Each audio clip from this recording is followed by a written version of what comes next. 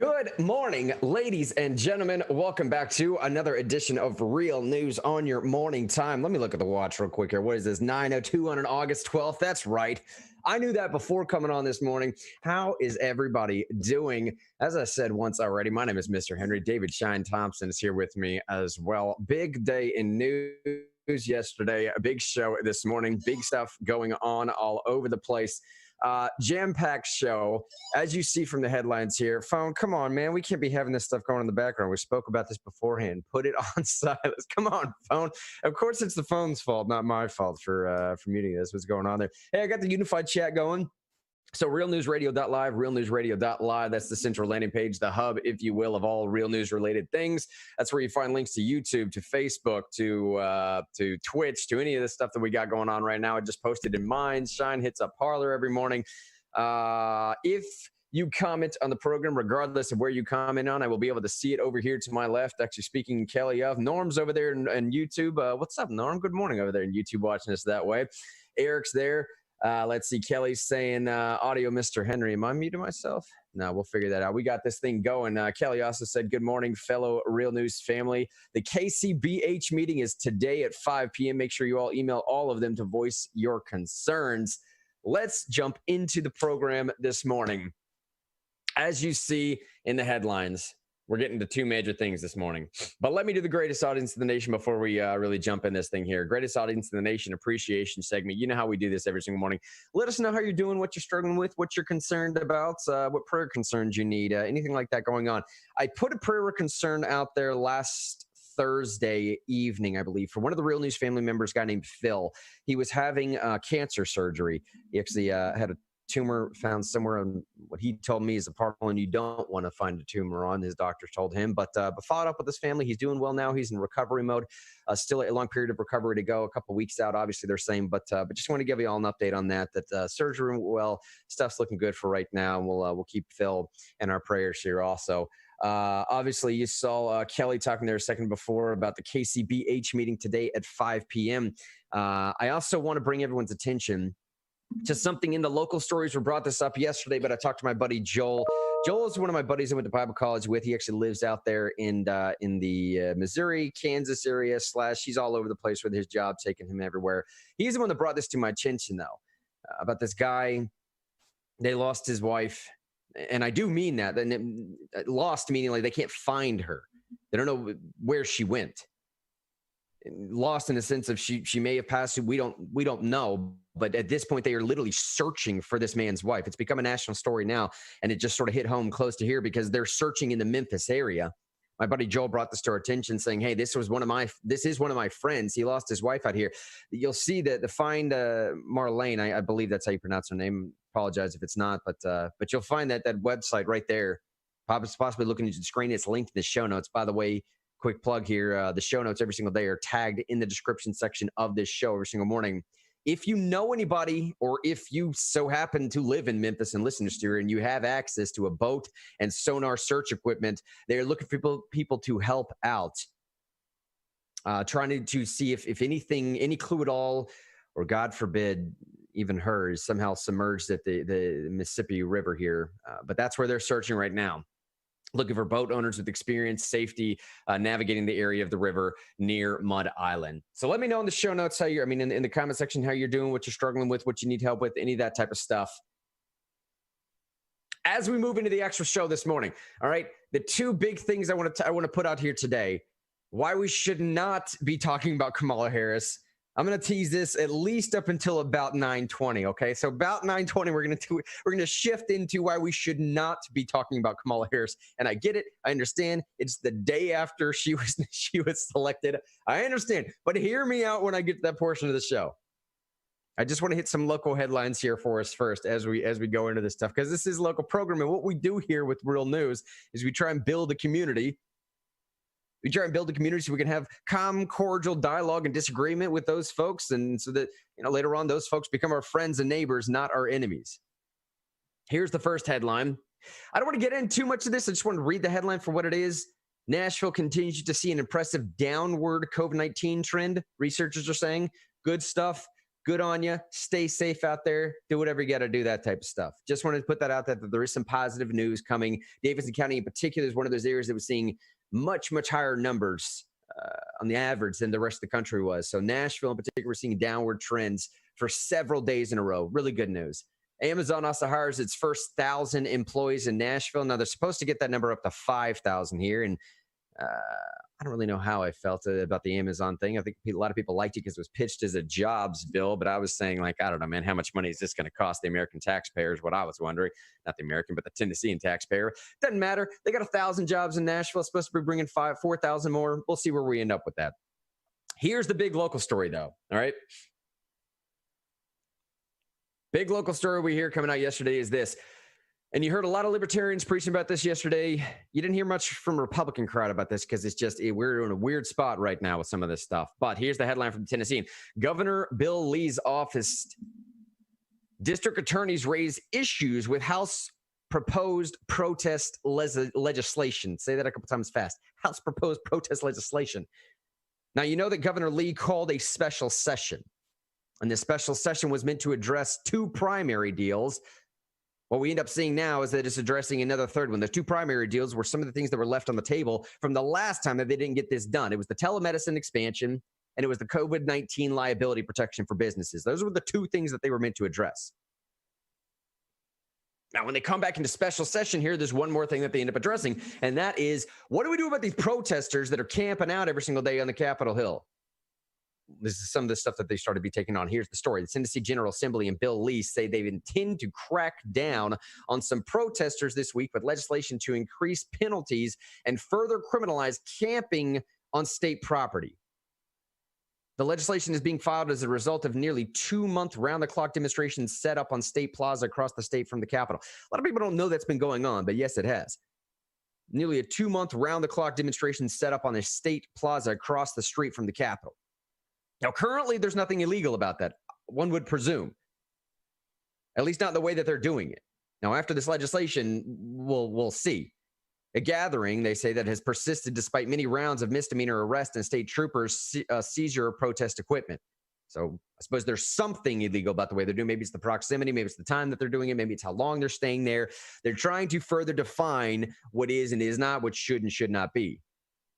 Now, Bill Lee's office, the House and the Senate and district attorneys around the state are at odds, however, on how to best approach this legislation, resulting in a scurry Monday to change parts of a bill that was filed Friday by the House Majority Leader William Lambert. Now, despite weeks of negotiation between legislative leadership and the governor's office on two bills related to COVID-19, we already talked about that, COVID-19 lawsuits and telemedicine, the various parties still are not in agreement on how far this protest bill should go. So this is what we have set up. We have this newly called special session. Hey, folks, get back in here. There was two major pieces of legislation left on the table because your public Twitter spats got so nonsensical we couldn't figure anything out. Egos got involved and you left good stuff on the table is essentially what Bill Lee said. And I presume that's actually how some of the conversation went behind the scene. Come back, figure this out, and then you can go home. Now, with the telemedicine stuff and the COVID-19 liability protections, most of that is already figured out. Most of that is already worked out. If you need to negotiate anything, it's already been negotiated. It's good to go. It's kind of just the votes that need to get through on that, or so I've been told. This piece, however, people are still trying to figure out. This is what Lambert said. He said, this is what an official from Bill Lee's administration said. We're going to have an administration bill. Lambert's version is not our preferred version. So here's a little bit of what the bill does. And I have linked in the show notes, again, the actual bill itself, if you want to go through all 11 pages of that. But the short sort of TLDR of what this bill is intending to do. Now, in addition to putting in place mandatory minimum sentences for offenses, mandatory minimum sentences for offenses such as camping overnight on certain state property, which the bill makes a felony, and assaulting or spitting on a law enforcement officer. The legislation also strips district attorneys of their discretion to not prosecute certain protest-related offenses. This is getting real wonky. And none of this has really gone through yet, so I hesitate slightly to give my full opinion on it because I know how this stuff goes. I know by the time it gets to a vote somewhere, floor vote or otherwise, this is all going to look drastically different than what we're currently reading as. But this is where it currently sits. In addition to putting in place mandatory minimum sentences for offenses such as camping overnight on certain state property, which the bill makes a felony, and assaulting or spitting on a law enforcement officer, the legislation also strips the district attorneys of their discretion to not prosecute certain protest-related offenses. Now, here's where it gets weird. This House proposal could strip Nashville DA of discretion on protest charges. Now, while Attorney General Slattery's office currently has jurisdiction in prosecuting very specific crimes, such as those involving judges or violations of Tennessee Securities Act and Clean Water Act, it would be entirely unprecedented for the state's chief legal office to handle local criminal cases. This is where people are having, if you don't have much of a problem with them, say, camping overnight on state property, turning that into a federal offense and mandatory charges coming along with that. If you don't have much problem with that, there's another added problem on this as far as jurisdiction is not the best word, I suppose. It's a word you could use there, but of having the state's AG office take on local criminal cases. It just has a bad feeling for a lot of people. Now, Johnson confirmed. Let's see. This is Johnson confirmed. Johnson is the Senator Johnson they're talking about, who seems like Lee's office would prefer his version of the bill. That's the version of the bill that I actually have linked in the show notes. He confirmed that a number of district attorneys in Tennessee have taken issue with that portion of the bill. A senior staff member in the district attorney's office who spoke on condition of anonymity due to ongoing discussions said Monday that DAs around the state have conferred about their serious concerns with the House proposed legislation. And I'm telling y'all right now, I know how these conversations go. If the DAs around the state have a problem with it, those DAs are in the ear of legislators right now. It is happening. Probably while we're speaking. What time is it? 9:14? These conversations are probably going on right now. These DAs are probably in the ear of these legislators currently. This is what Johnson said. I've certainly heard the concerns from DAs, and we will certainly take it into consideration. Now, while Johnson and Senate Republicans support passing legislation to discourage some types of protest activities, specifically assaults on law enforcement officers and camping outside the Capitol, hours before the chambers would gavel in for special session, the bill remained a work in progress. Now, before I get to some of this stuff here, because there's two tweets that I want to draw attention to. I kind of want to know what Real News audience is coming from on this. Norm just said in Facebook, isn't that a First Amendment violation? And that is what a lot of constitutionally concerned Tennesseans are bringing up right now. No more a First Amendment violation than telling people they can only have 50 people at church. Well, right. And they're not saying you can't protest. They're saying you can't sleep there. Right? Right? Sleep there and assaulting officers. Yeah, yeah. And assaulting officers. I think there's some cracks that made the Capitol vulnerable on that night that the courthouse burned. That are perfectly reasonable. You know, you can't stay on that state property overnight. I think that's reasonable. Do we want it to be like legal for people to just have tents all over the Capitol all the time? Is that something we want? Or would we prefer it not to be that way? Because it's our place too. I want people to be able to go there and raise their voice, but like, do we want to turn the Capitol grounds into a homeless camp? Because if they lose this fight, it could easily become that, right? Easily. Kelly said in Facebook, by the way, do they even know what they're protesting? Why? I mean, at this point, and as far as it pertains to Tennessee, I don't know. That's a good question. That's a good question, Kelly. That's frustrating to say, but I don't exactly know what the Tennessee specific protesters are protesting. I suppose it's just the generalization now of criminal justice reform or inequitable treatment or police brutality or something in that vein. I don't know. Maybe it's just protesting for the sake of protesting. I mean, that seems to be a thing now anyways, right? But Norma's First Amendment violation. Kelly said, do they even know what they're protesting? Matt said, a whole lot of Americans will be camping soon, 30 plus million. Eric said, mandatory minimum strips judges of their choice and has led to terrible outcomes in the past. I do agree with that statement. I mean, that's one of my problems is the enforcement mechanism behind that is mandatory minimums really does take a lot of discretion out of judges. But this isn't happening in a vacuum, though. This isn't like the legislature is imagining that DAs wouldn't prosecute rioters. Because this is the problem. I mean, nobody's prosecuting people for standing and holding signs. Nobody's doing that. Nobody. Anywhere in the United States. But there are people who've been caught trying to burn buildings down who've not been prosecuted. There are people who have thrown urine-filled water balloons at police officers and rocks and other things who have been caught doing it on video and have not been prosecuted all over the country. In Portland, in Seattle, in Texas, in New York, in Washington, D.C. It's happening all over the country. So these people, our legislators, are not just coming up with hypothetical situations about judges and DAs and various prosecutors not prosecuting violent destruction. That's an issue, a current issue, and people are wondering, well, how should we, Tennessee, deal with that? What if our DAs do that? What if we're dealing with a situation where we're not in session? There's people trying to burn down the Capitol or take down a statue, and then they're caught doing it by our state police, and then the local prosecutor doesn't prosecute because he believes in their cause. This is getting ahead of the issue, and the people are coming up with ideas. Some of them will be shot down, but the issue needs to be solved because it is an issue. And I appreciate them tackling it, even though maybe some of them are perceivably, according to some people, going too far.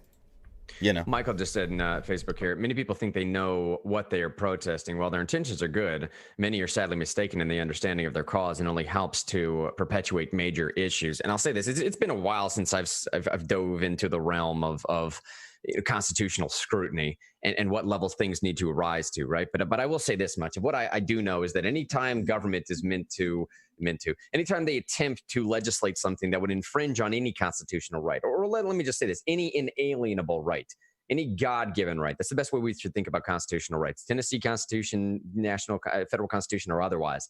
Anytime a version of a governmental entity does that to infringe upon a constitutionally held right, there needs to be a really good reason to do that. Is basically what constitutional scrutiny says. There's these varying levels of, okay, this is okay, a little bit higher, and then full on, okay, to really break it down in a simplistic way. There's about 3 different levels of what they would, this lens that they would view this through.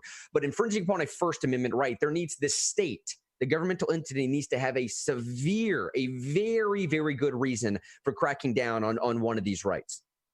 And I will say this, I think there's some politics involved here, because I do believe that some Tennessee legislators are seeing where this might potentially go, given what's happening in Portland. Here's the other story from Portland. It's right below that. And I'll hit these 2 Twitter links as we go to the Kamala Harris story here in a second. Again, I hesitate a little bit to give my full opinion on this because I know that once this gets to the end of it, it's going to look entirely different than it does right now. But that story from Portland, Sean, it's right underneath there. So from the Portland Mercury. So we have this situation going on in Tennessee where they're making it, I don't know what, harder to protest or something. That's not the best way to say it. It's just they're making it so that if they're making it harder to create riot situations. That's what I see. Because when do people riot? At night. Right. People don't riot in the middle of the day. I mean, we've had all these great protests in Nashville, thousands of people, peaceful during the day. All the bad stuff's happened at night. And like you said, God-given rights. You don't have a God-given right to sleep on the steps of the Capitol. Sorry, you don't. You can sleep anywhere. Well, not anywhere, but definitely not there. You don't have a right to sleep there. You don't have a right to spit on an officer, right? You could spit some on a non-conscious piece of material, piece of ground if you want. You don't have a right to spit on conscious beings. I don't know. That's the way I look at it. Well, here's what's happening in Portland. So the district attorney there is going the opposite direction of this. The DA, Mike Schmidt in Portland, he announced yesterday a new policy that will limit the types of charges pressed against protesters in Portland. And this is confusing people entirely. Right, so in Tennessee here, where a situation is not nearly as bad as what it is in Portland, they're going a little bit more draconian. And that's a bad word to use, but I didn't know a better one to put in there. You get what I'm saying? They're trying to restrict more, maybe put it that way. In Portland, where they have legitimate major problems of 73 days worth of ongoing violence, let's call it what it is, the DA there is saying like, no, we're gonna make it less restrictive than we ever had before. We're gonna remove further tools from police officers. And I think it's a mix this thing. Here's Smith's announcement. He announced Tuesday at a Tuesday press conference that he is only pressing charges against protesters arrested for assault, theft, or property damage. That means he'll be dropping lesser charges that the Portland Police Bureau often arrest protesters for, such as rioting, disorderly conduct, and interfering with a police officer, which this publication says is a catch-all term for not allowing orders, not following orders or bothering a cop. The policy will apply to all protest charges dating back to May 29th when the protests began. So this is a retroactive application that the DA in Portland has done, saying we're going to go the opposite direction now and basically just make it 3 very select things: assaulting an officer, theft, or property damage, which is still going to arrest a large number of people in Portland. But what's so weird is why is rioting a different charge than property damage? Like, I thought you're not really rioting unless you're trying to hurt people or destroy a building. That's really weird. I'd love to know the Oregon code on the definition of rioting. Right. Because I thought that was assault and property damage. I thought that's what rioting was. Maybe in Oregon, protesting and rioting in their code is really similar. You know, just people gathered in an unlawful assembly. Maybe that's what riot, like if they declare the assembly unlawful, then you are therefore a rioter. But Sorry, Sean. I'm getting a lot of it's like mechanical computer voice interruption there, so I'm having trouble following what you're saying, buddy. Oh, it's all good. Just keep going, buddy. Matt said on Facebook they want to shut this down before the real riots happen. No election this November either. Food riots and no election. So look, in Portland, they're going the opposite direction here. And I will say this much, okay? Like a lot of these decisions are all about optics, and some of the optics that the legislators are using are these 2 Twitter handles that these 2 tweets from Jason Zachary, Representative Zachary, and Representative Faison. Faison is the the caucus chair. Is that what he is? Man, I should know this, but they both tweeted out. Yes. So what ended up happening on Mondays at these protests? There's this exclusive. It's not exclusive. There's a garage, an underground garage that is meant for representatives and their staff, some of their staff. And protesters blocked this garage so the legislators could not leave the building on Monday. And these 2 tweets that you're looking at here, Sean, if you're following along in the show notes, it's right above that Portland story. I'm pulling up the Zachary tweet right now. Gotcha. Yeah. And so when you're looking at this picture, that's what Zachary was looking at while he was leaving. Representative Zachary out y'all's way. What is that? District 14, 16, 18, I think it is. One of those. Anyways. West Knox County. That's what Representative Zachary was looking at as he was leaving the garage. And if you've been to the downtown building, the Cordell Hall building, you know what that garage looks like. And the other picture that you'll see there, Sean's going to pull up in a second too, is from Jeremy Faison, Representative Faison. This is him walking in this underground tunnel from Cordell Hall to the Capitol building. He's walking there and being followed by a bunch of officers that then had to ride the elevator up to sort of part these protesters. And so now it's become this insanely politicized thing where it's certain legislators against the protesters, and it's the state versus the people, and it's a whole ordeal, man. It's a big thing now. They have a duty to get their job done. They have a duty, and if the petitioners or protesters are getting in the way, then they should be able to move them out of the way. In my opinion. Like they are duty bound to all of us to be able to get their work done. And they also, like, we have a duty to, like, we are sending them, we have a duty to provide them a safe place to do their work. Or they have a duty, you know what I mean? Like it's their building and it's sovereign in a way because they're legislature. Like they have a duty to make sure they have a safe place to work. You know, in my opinion. And in these times are so weird. I wouldn't put up with there being large crowds of people in the legislature. I wouldn't do it. And if there's laws restraining them from doing that, then they should change them. That's my opinion. You're allowed to petition your government, but you can't slow the dang thing. I mean, didn't we have a representative sending state police after Democrats who refused to vote a year ago? Or 2 years ago? Grant, tell me if I'm wrong here. I can't remember that story. I think it was last year where the Democrats refused to vote on the budget because they disagreed and they sent troopers out and brought them back in. What I'm saying is, and other legislatures have done this too. They're not afraid to use force in order to get their job done because they have a duty. And I think there's even statutes that allow it. They're probably just passing something to make it more clear. But I don't know. I'm very sympathetic to the position of protect the Capitol and protect the legislators, because like you can call them, you can set up appointments in their office, but you can't sleep there, and you can't slow down the machinations of government by your presence. You can't be doing that. I don't, or at least I don't, as a Tennessean, I don't want that to be a thing. So I don't mind them doing what they need to do to stop that. And then if that makes people upset, I'm sorry. I don't trust these people. I don't trust them. I feel like they're just like the people in Portland or Seattle or DC or Atlanta or New York. And I feel like at any time our legislators could be in danger. I don't think it's political anymore. I think it's dangerous. So I want them to do whatever they need to do. Richard Esparza is trying to call me 2 times in a row. Richard, buddy, I can't pick up the phone while I'm doing this thing. I assume he's trying to. Richard, if you're listening to me, I can't pick up the phone while I'm doing this thing, but I assume he's trying to get to me with some message about what we're talking about right now. Facebook message me, or we'll put up the Google Voice calling number here in just a second. Maybe we'll get you on that way. But look, I'll say this as we go out, and as I'm pulling up this Google Voice number in case Richard has something he wants to get off his chest about this as well. 2 seconds now. The Google Voice number is good to go. 615-807-0619. Sean, I'll try and throw that up on the screen for you, Richard, so we can maybe get you in here in just a second. Look, here's the last thing I'll say about this. Okay, I just my fear here for 2 different reasons of articulating my opinion yet about what some of this stuff is that I know this legislation is going to change dramatically by the time it actually gets to a floor vote, right? So I don't even know what I'll be commenting on by the time that this piece of legislation, if it even were to be voted on, is going to be passed. Secondly, part of my fear is that I do believe that some of this legislation, and I'm being totally straight up honest here, I may be frustrating some of the more right-leaning folks on this that listen to this program, but it is what it is. The libertarian side of me says, look, man, I'm slightly fearful that this is this is changing toward a reactionary piece of legislation, right? And as Tennessee goes, when we do reactionary things, we very rarely pull those reins back.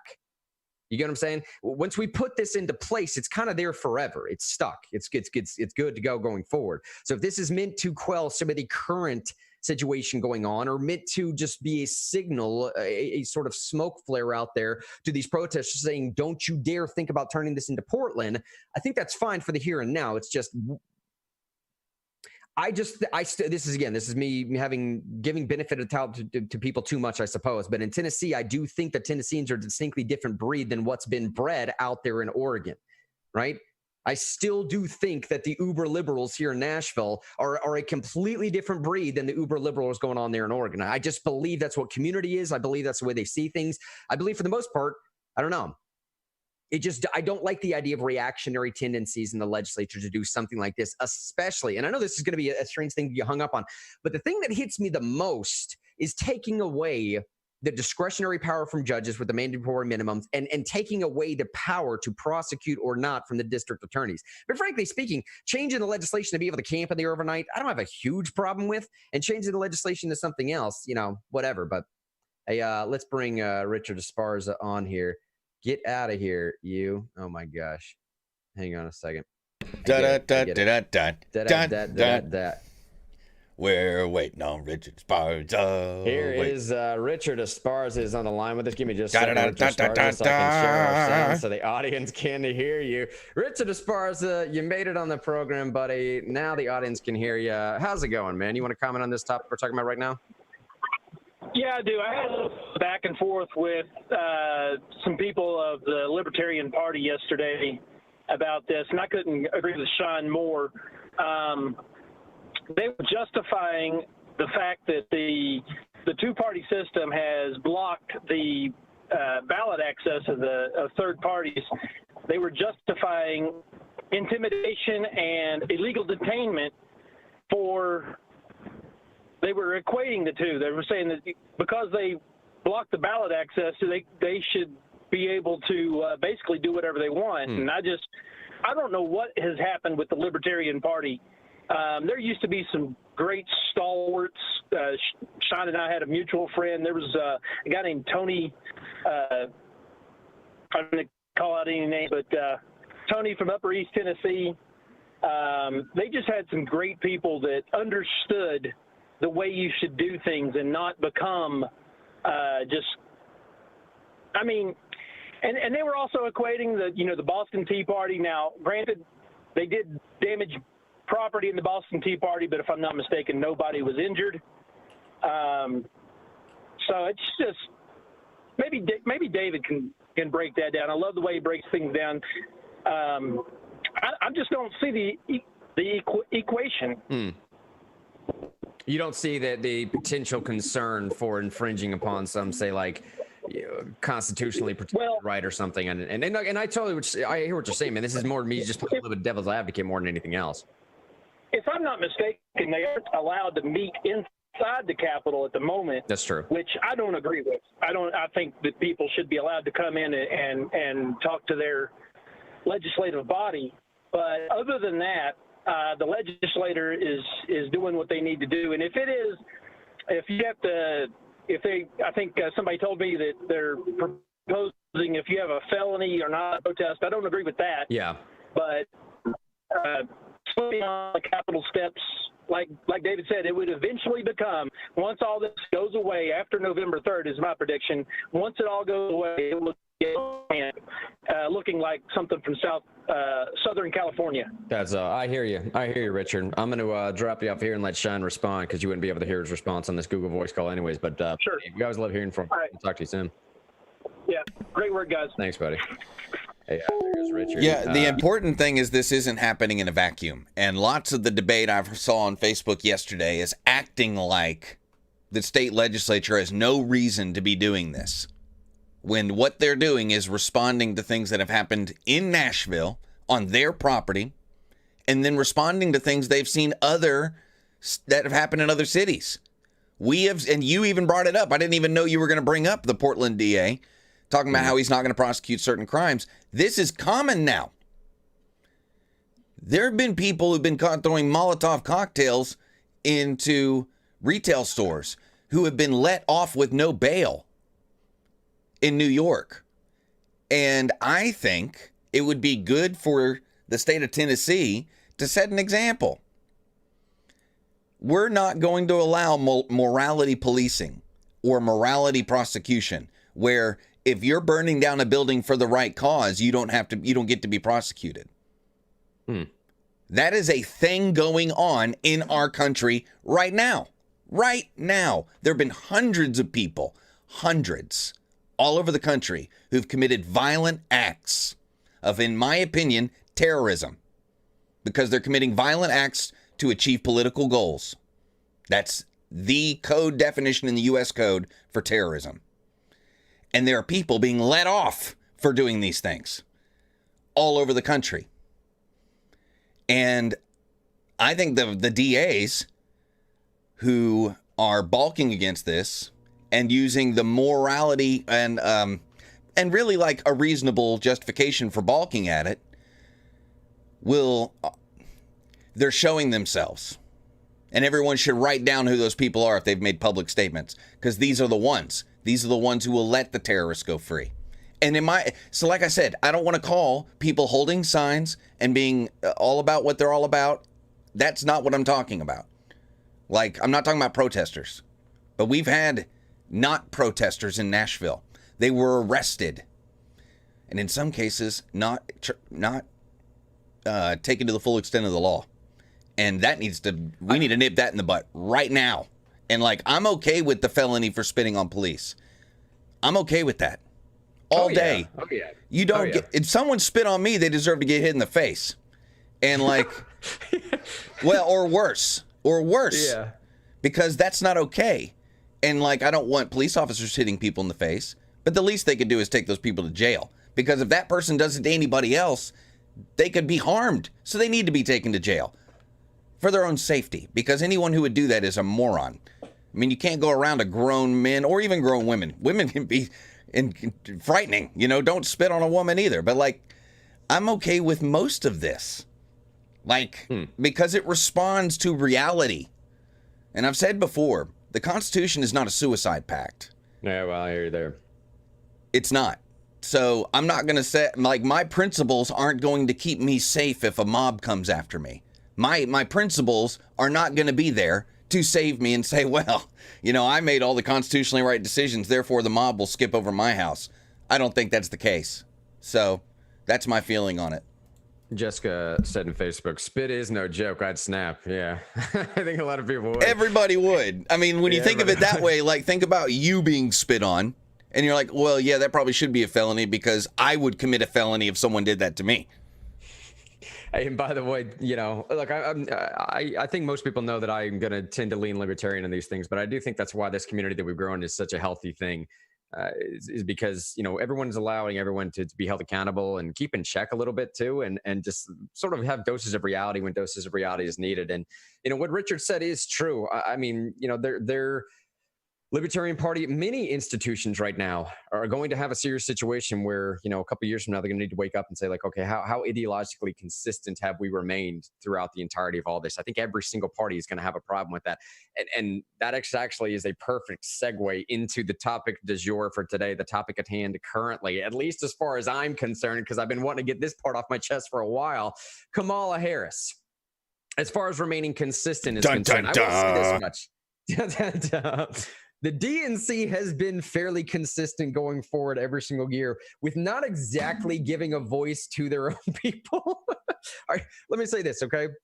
A small preface for this rant that I'm about to go on has to go back to 2016. Now, when Shine and I were doing real news back in the day on 92.3 FM and AM 760, talk you can trust.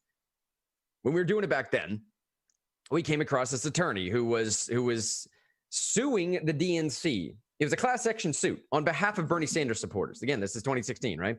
Or the suit was going through sometime in 2017, 2018, but whatever. It was about the 2016 It was in the spring primary. of 2017 or summer of 2017 in Florida. We had this attorney on, and she explained to us what the lawsuit was about. And the lawsuit essentially came down and said, hey, they kind of stole, by they, I mean the DNC, they stole the election from Bernie Sanders. And we had done a little bit of research about this sometime, and John and I were kind of on the same page. Like, yeah, that's a thing, that's a meme that's going around. They stole the election for Bernie Sanders, but what does that really mean? Well, this attorney broke everything down for us and showed us, you know, the citations, the evidence that was put into place. I mean, the case by case, the state by state, how the elections went down, how the votes went down. Bernie Sanders won that 2016 primary. They took this case to court, and the attorney on the interview read to us the judge's order. Now, I'm not making this part up. The attorneys on behalf of the DNC and came in and said, hey, look, I get it. The other side's argument, this is the argument that Bernie Sanders supporters were making against the DNC. Bernie Sanders supporters were saying, look, Article 5 of your own charter says that you have to run a fair and impartial primary. The DNC attorneys to the judge turned around and said, yeah, but look, judge, we're a private entity, okay? So even though Article 5 does say we're supposed to run a fair and impartial primary, we get to define what fair and impartial means. Oh, in your face, judge. And the judge agreed with them because the judge had to, because strictly speaking, the judge says, dude, y'all are a private entity. What do you want me to do about this? You have no standing here. We're a private country club with members, and we're allowed to kick non-members out. We can do whatever we want to do. If you don't like it, go form your own party, elect your own person, and win the primary that way. That's exactly what the judge said, and the judge was We exactly don't have correct. to bake a cake for nobody. Golly, that's the truth, isn't it? It's the same legal argument, right, Grant? Right? And that was a nice legal joke. It was. Yeah, it was good. That was good, man. I like that. Don't have to bake a cake for no one. So that's what the judge said, and the judge was completely correct. But look, that is the 2016-2017 preface for how the DNC handles this stuff. They chose Hillary Clinton way, way back, and they decided that it was always going to be Hillary Clinton. This is the DNC that has set this precedent. So here is that we transition now with that as your backdrop of what the DNC has been known to do. If you don't have to take my word on that. Go research the stuff for yourself. I'll pull the clip later on if you want to. If you want to hear the interview with the attorney, but just go research it yourself. This is what happened. The election was stolen from Bernie Sanders. It is on court documents. Nobody in the Democrat Party cared. They do care when Russia's doing it. They just don't care when their own party's doing it, right? Going forward now, why I say today, why we should not be talking about Kamala Harris. In short, Kamala Harris is not running for president. And I get it, okay? It's the day after it happened. We're within 24 hours still of when she was selected and announced as the vice presidential candidate. I understand. So take everything I'm about to say with a slight grain of salt, but only a slight one. She is not running for president.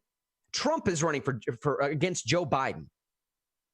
not Kamala Harris. Team Trump would be wise not to make Harris a bigger part of this campaign than she already is. We should not be talking about Kamala Harris. The VP of the United States is arguably the weakest position to hold in American federal politics. I'll say that one more time. The Vice President of the United States is arguably the weakest political position in federal politics. Other than to succeed the presidency upon death or resignation of a president, a vice president's only constitutional duty is to preside over the Senate. Vice presidents cannot vote in the Senate except to break a tie, nor may they formally address the Senate except with the senator's permission. Now, initially, vice presidents appointed senators to standing committees, regulated access to the galleries, and supervised the keeping of the Senate Journal. But all these duties were later removed. The VP does nothing. And again, I would advise if Team Trump, if you want to call, hit me up. Here's the number real quick. Team Trump, hit me up right now. It's 615-807-0619. If you want my advice, don't address Kamala Harris. She is a VP selection. Don't make the mistake of lending any kind of real power to that position or that person by playing into Democrats' hands. They chose Biden. Now make them win with Biden. You hear what I'm saying? Do not create another molehill that you have to jump over and turning it into a mountain. They chose Biden. Make them win with Biden. No other VP selection, at least in my lifetime, has received nearly as much attention as Harris has. And again, I get it. It's within 24 hours. But that statement is undeniably, unequivocally true. No other VP selection, at least in my lifetime, has received. Remember when the Democratic Party ran against Sarah Palin and how well that went? Right? She got a lot of attention. She did get a lot of attention, but not for reasons that Kamala Harris is getting attention. That's one of the anecdotes I was going to bring up. Sarah Palin got attention because of SNL. Sarah Palin got attention because she said she could see Russia from her coastline. Sarah Palin got attention because it was satire, because she was fun to mock. Sarah Palin didn't get attention because she could presumably be the next sitting president of the United States and that her policies were of concern and that her history as a legislator is something we desperately needed to focus on. Let me take a quick poll here just to prove this, all right? And this is probably not a good audience to take a poll with because our audience is, when I say greatest audience in the nation, by the way, the appreciation segment we do in the morning, when I say greatest audience in the nation, Sean and I have been in radio you for a the while. Greatest. You the greatest audience. Sean's been in radio for a very long time, and he knows what I'm about to say is true. Our audience, this community we've curated, it is arguably the most well-informed audience that I have ever had the privilege of being a part of, man. Y'all know your stuff. So this poll I'm about to do is probably not going to be most effective on you, but try it out with your friends today at least to prove the point here that no other VP in my lifetime has received nearly as much attention as Kamala Harris's, for a very clear reason. Here's the quick poll. How many people actually remember Hillary Clinton's VP pick off the top of their heads? I mean, I get it. It's Tim Kaine, right? But how long did it take you to think of that? How many people remember Mitt Romney's VP selection? Does anybody remember that was Paul Ryan? I actually had to look that one up. I feel bad about saying that. But I actually had to ask the GOOGLE. I had to say, hey, buzzword, who was Mitt Romney's VP selection? Because I just totally blanked on it. Paul Ryan. And again, who was that guy with the muscles? It was that guy with the muscles. And Sarah Palin, sorry, McCain's VP selection. Look, man, I think SNL had more to do with drawing attention to her than anything else did.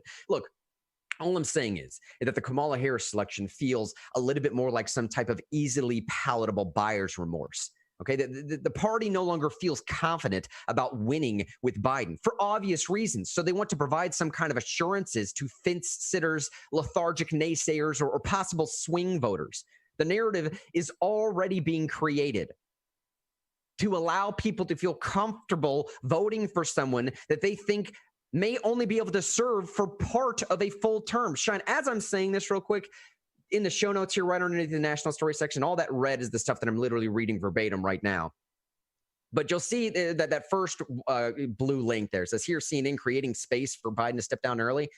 Go ahead and pull that up on the screen while I'm talking about this, if you could.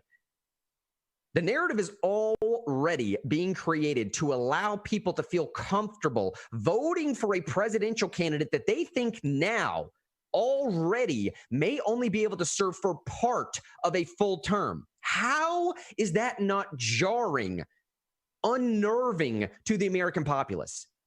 I mean, look, we've traded, back and forth last time around of, I don't know, whether Hillary Clinton was stumbling over sometimes and she may or may not have defecated herself, or that shoe that came off, or the coughing fits. I never heard that she pooped herself. I never heard that. She pooped her? That was the story that somebody said they saw poo in the shoe or something like that. Poo in the shoe. Oh, poo in the shoe. Oh, right. The pantsuit. The poor pantsuit. Oh, yeah, man. That was a rough day for Hillary Clinton, right? But I mean, we've traded barbs like that before in American politics of whether she's fit to serve, whether he's fit to serve, whether he has the mental capacity to do it, whether he has the physical capacity to do it. We pushed that back and forth as the average age of presidents have casually crept up. But I do not remember, and correct me if I'm wrong, Real News audience, I do not remember a time where we've openly, actively, proactively been having conversations about, well, Joe Biden clearly isn't going to make it the whole 4 years, so let's figure out who needs to be there next time. That is astounding to me. Absolutely astounding. One, that the conversations are taking place, and two, that the American populace is so comfortable with it. It's almost like Kamala Harris should have ran for president herself or something. Wait a second. I think she did. And I'm pretty sure she only garnered about 2% of the support anyway. So what are we doing right now? Did people not learn this lesson? To bookend all this, did no one learn the lesson from the DNC in 2016? Did we miss this entirely of what they did to Bernie Sanders? We missed the entire thing of what's happening right now. And CNN coming out with this today, as you just saw on your screen a second ago. Here's the CNN tweet. This is just a screen grab that I got, but suffice to say, I looked this up. It is an actual CNN tweet. You can go find it yourself. Just type in exactly what you're seeing in the search bar on Twitter. You'll find this. Joe Biden made the pick that maximized his chances for continuing to make the race a straightforward referendum on Trump, while also selecting someone whose resume suggests being ready to step in if and when Biden decides to step aside. That type of if and when. Right? Not die, step aside. Not die, step aside. Right. Which we've never had a president do, ever. No president had ever said, I'm only serving a year of this. Should have possibly. I mean, there's stories of people. Well, Nixon resigned, I guess, before he got impeached or whatever. But no one has just been like, I'm tired, I'm going home. No one's ever done that. But I mean, there's stories of previous presidents whose wives have essentially been the de facto president because the guy's just been so incapacitated that he probably couldn't do it. They probably should have sat down. But you're right, Shine. Was that Cleveland? I wouldn't say, shoot, man. Or there was that one guy who was so fat, Taft, he got stuck in the bathtub, and his wife ran the country for a while he was stuck in the bathtub. No joke. He was stuck in one of those claw bathtubs because he was a large man. But yeah, it has happened. But no one has just been like, I'm tired, I'm going home. Right. No one's ever done that. It's been because they were incapacitated in some way. And I'm not going to go so far as to say that this is like predictive programming language. We're not there yet, but it is a thing where you're just sort of like slowly turning that water up on the boiling frog. Like that's what this type of language is. Hey, Grant, and when we think about Kamala Harris being president, I'd like to remind everybody of her campaign announcement, if I could play that. It's only 1 minute and 50 seconds. I know we're running short on time. No, go ahead, man. Yeah. This is the name of this video is Senator Kamala Harris has her eyes set on Wakanda. And this was her, I'm not kidding. And this was her announcement for running for president. It's incredible. And now an important message from Senator Kamala Harris.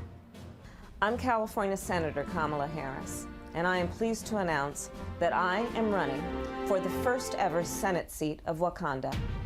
Now that this beautiful nation has decided to embrace the world by coming out of its self-imposed seclusion, it would be my honor to represent the people of Wakanda. I have committed the last 3 decades to public service, and I can offer insight toward policy as well as trade that will bring great value to the Wakandan Empire. When it's time to battle, I have no problem doing my fair share and grabbing a spear. Don't let this outfit fool you. Lobbyists will never have a place in my campaign or in our government. I don't care how much they offer. Our vibranium isn't going anywhere. Public perception is key. I'm willing to shave my head if absolutely necessary. The environment is vital. Killmonger may have ruined and burned your field of heart-shaped herbs, but don't worry. I'm from California. I can repopulate that field with a bunch of different herbs. To the lovely people of Wakanda, I know you will make the right choice. And as always, Wakanda forever. Paid for by Kamala Harris. What is this like selective editing stuff? What did I just watch? What is that? That was real. That was totally real. Like, she sat down with her team and made that where she said she's running for Senate of Wakanda. It was someone we had here in the so confused. Eric said, this is so cringe. She's a sociopathic nut job. Shave your head, OMG. That's all from Eric. This is the person who may take over for Joe Biden. I just wanted to play that for everybody and say I think she's the most unimpressive pick that they could have picked. And in fact, I was watching Fox News this morning before the show, and they interviewed a Democratic senator who said that it was the safest pick. That I agree with. This is someone who'll do whatever the Democratic Party bosses say. This is a younger, darker Hillary Clinton, kind of, if that makes any sense. Like, this is somebody who's a party person. This is a person who will do what the interests want her to do, as opposed to other people who ran for president this year. You know, people the Democratic Party didn't allow to win, like Bernie Sanders, Elizabeth Warren, Andrew Yang, Tulsi Gabbard. Those would have all been exciting picks for the Democratic Party. People would be juiced. People would want to volunteer. People would want to do some of that door knocking that the Democratic Party is not doing. But they picked Kamala Harris because they know Joe Biden will either step down or die. And they need someone who will do whatever they want to happen. And that's why they picked her. But she's not exciting. And she's not going to garner any extra votes that Biden wasn't already going to get. She's not bringing a grassroots base into it. Like you said, she only had 2% of the vote in the primary. And then you can still find stuff like this stupid Wakanda commercial. I hope that people play that on repeat. I don't even know what that was. Was that a meme or? No, it was a real thing that her campaign put out. Golly. I saw it the first time when, and it may have been in production with I don't know if the Colbert Report showed that or if they made it may have been in coordination with a television show. But it's just hard to believe that they coordinated with a television show because it was so cringe. It wasn't funny. It wasn't cool. It was lame. It was lame. You're not funny, Kamala. You're lame. Well, and look, part of the reason why I wanted to focus on the rant that I just went in a while ago about why we actually entitled the show "Why We Should Not Be Talking About Kamala Harris" is because the vast majority of the analysis you are going to hear today is exactly what Sean's talking about, and some of what Eric just put in the Facebook comments as well. Sean and I actually have a conference call. We get to get on at 10. Otherwise, I'd go through much more of this. But check out the show notes for today because it's all just jam packed in there. All right. We got an NPR story going over the quick, TLDR of this stuff. But then the next one is the USA Today headline. That's just a fact check about whether she can actually. There's been a Facebook thing going around about Kamala Harris actually not being able to run as president because she's not a naturalized citizen or she's not a natural born citizen. It's completely untrue. I'm not sure how that Facebook thing got started out there. Somebody posted something about the fact that neither one of her parents are American citizens, which is true. But yeah, that is true. She was born in Oakland, California. Right. So she was born in California. Right. She can run, but somehow this Facebook thing has been shared by 200,000 people already, and there's been this theory going around that Kamala Harris isn't even eligible to run as president. But another mark against her is, speaking of her parents, her dad disowned her basically like a year and a half ago because she was talking about Jamaica and marijuana, and she's like, someone was like, "Are you okay with marijuana laws?" And she's like, "I'm from Jamaica," and her dad was like, "You are so racist. Like, why would you talk about our people like we're all a bunch of pot smoking hippies?" Like, her dad is a well-to-do rich person who like runs a lot of stuff. He's a well-to-do person who doesn't want his daughter being like, smoke weed every day. Like that's not what he wants. So he disowned her over that. And that's kind of what Eric was touching on a second ago. And again, the primary piece of analysis you're going to be hearing today is that the Democrat Party just does not take BLM seriously. They just don't take Black Lives Matter seriously anymore. They don't take this movement seriously. The fact that you've been marching for 4 to 5 to 6 months almost about a very specific cause of criminal justice reform, they just chose the two architects of the criminal justice problem that we have right now to be the representative of that party. That is the analysis you're going to hear today, which is true. That is true. It is absolutely true. And that's the stuff that I have linked in the show notes today. National Review article, 20 things you probably didn't know about Kamala Harris. That is basically lending credence to the article linked right before that, which is a video clip of Tulsi Gabbard just destroying Kamala. I'm talking one of the best portions of the entire Democrat primary was Tulsi Gabbard going on a 60-second rant, Kamala Harris's response, and then Tulsi Gabbard going in on another 60-second rant, just dismantling, disintegrating Kamala Harris, not only as a candidate, but her previous prosecutorial record of like withholding evidence from people that have been on death sentences, of prosecuting, nonviolent marijuana charges when she herself then later goes on to joke about smoking marijuana on one of these morning talk programs. I mean, just thing after thing after thing of things that she's instituted, of pursuing people that have been trying to sue Planned Parenthood, of violating First Amendment rights. All kinds of stuff out there. This is the type of stuff you're going to hear about Kamala Harris, about how she is a terrible candidate for right now, about the inability of the Democrat Party to simply read the room, y'all. Have some social awareness, why don't you? Look at what is happening in your streets and what people are calling for. And you give me the architect of federal civil asset forfeiture as my main candidate? You give me the guy that was behind the exponential increase in the mid-90s of incarcerating marginalized minorities as my main candidate, and then you pair that with someone that is just over-prosecuted. I'm talking throwing stuff at the wall and just hope it sticks type prosecution stuff. That's the two candidates you give me, and you want me to take you seriously now that you took us seriously about what we've been marching for 5-6 months? Get out of here with that nonsense. The inconsistency is what you're going to hear over the next couple of days. And I think that's fine. It's all true. It's all valid, and all needs to be have attention drawn to it. But what I am saying is the better, bigger strategy here is not for Donald Trump or Joe Jorgensen, for that matter, or anybody to take on Kamala Harris, someone that if they do win will arguably have no power at all. Joe Biden is running for president. Do not turn that molehill into a mountain. Do not fight two people when you could just as easily fight one. Don't attack twice the records and open yourself up to twice the liability when all you really have to focus on is the dude. Let that party sit and mire within its own buyer's remorse. They chose him. Make them win with him. That's all I'm saying. Hey, man, it's 10 o'clock on the dot, Shannon. I got to get to this next thing, but we love each and every one of y'all sincerely. We'll be back tomorrow doing it big.